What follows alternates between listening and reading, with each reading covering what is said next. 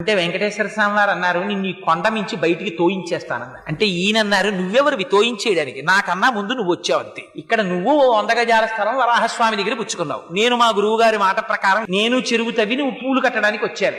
మిగిలిన వాళ్ళకి భగవంతుడు ఉంటాడేమో, నాకు భగవంతుడు రామానుజాచార్యులు వారి నాకు గురువు, ఆయనకి మాట ఇచ్చాను, నువ్వు వేసుకుంటే వేసుకోవాలి అతే మానే, ఇదిగో ఈ పూలదండలు తీసుకెళ్లి తలుపు గొళ్ళానికి పెట్టేస్తున్నానని వెళ్ళిపోతున్నారు. వెంకటేశ్వర స్వామి వారు పరిగెత్తుకొచ్చారు, ఈయన పరిగెత్తుకుపోతున్నారు, ఎదురొచ్చి పట్టుకున్నారు. అంత కోపం అయితే ఎలాగో అనంతాచార్యులు, నువ్వు ఎంత బాగా కడతావో, నీకు అసలు ఉన్న నిష్ఠ ఏమిటో చూద్దామని రమ్మన్నానోయ్ అని గట్టిగా కౌగిలించుకుని ఆయనతో 4 కులాసా కబుర్లు చెప్పి సంతోషపెట్టి పంపించారు. అనంతాచార్యుల వారి వైభవం అంటే ఏమిటో తెలుసా అండి?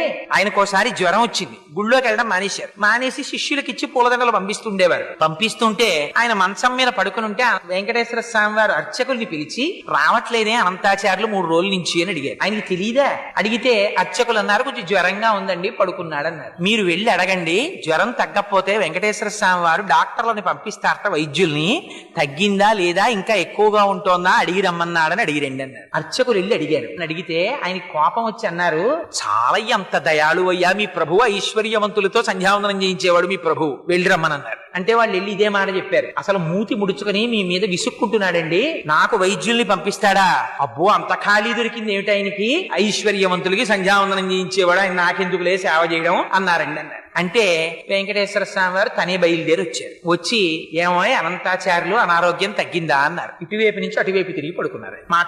మాట్లాడకపోతే ఆయనే పాపం ఓ బల్ల లాక్కుని వెంకటేశ్వర స్వామి వారు కూర్చున్నారు. ఇవన్నీ యథార్థంగా జరిగిన సంఘటనలండి. ఓ బల్ల మీద కూర్చుని చెయ్యి పట్టుకుని, అనంతాచార్యులు తగ్గలేదా, ఇంకా ఒంట్లో ఉష్ణం అన్నారు. అంటే పాపం మీకు ఇప్పటికి తీరుబడి దొరికింది, మిమ్మల్ని నమ్ముకుని కొండ మీదకి వచ్చి ఇన్నాళ్ళ నుంచి పుష్పకైంకర్యం చేస్తున్నాను, 3 రోజులు అయింది జ్వరం వచ్చి పడి మంచాన, వచ్చి నన్ను పలకరించడానికి తీరుబడి కుదరలేదు, వైద్యుల్ని పంపిస్తానన్నావుట, ఏం పాపం నువ్వు వచ్చావేం ఖాళీ దొరికిందా అన్నారు. అంటే ఫోన్లేవయ్యా, మనస్సంతా కష్టపెట్టుకోకయ్యా, నీకు జ్వరం ఉందో లేదో చూద్దామని వచ్చాను. అనంతాచార్యులు నన్ను చూడాలన్న భక్తే తప్ప వైద్యులతో వైద్యం చేయించుకుందామని కూడా నీకు కోరిక లేదేమిటో, చూడు నీకు ఎలా తగ్గించేస్తానో అని ఒళ్ళంతా తడిమేర పడుకున్నటువంటి అనంతాచార్యుల వారిది.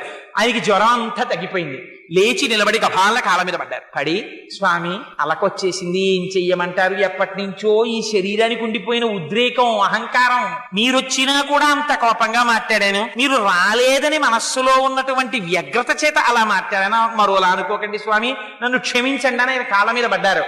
అనంతాచార్యులు నిన్ను క్షమించడం ఏమిటో అని పొంగిపోయి కౌగిలించుకుని పాపం గుళ్ళోకి వెళ్ళారు వెంకటేశ్వర స్వామి వారు.